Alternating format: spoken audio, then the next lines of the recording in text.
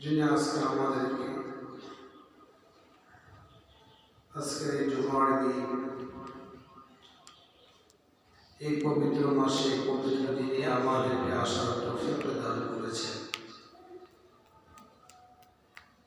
সকলে আমরা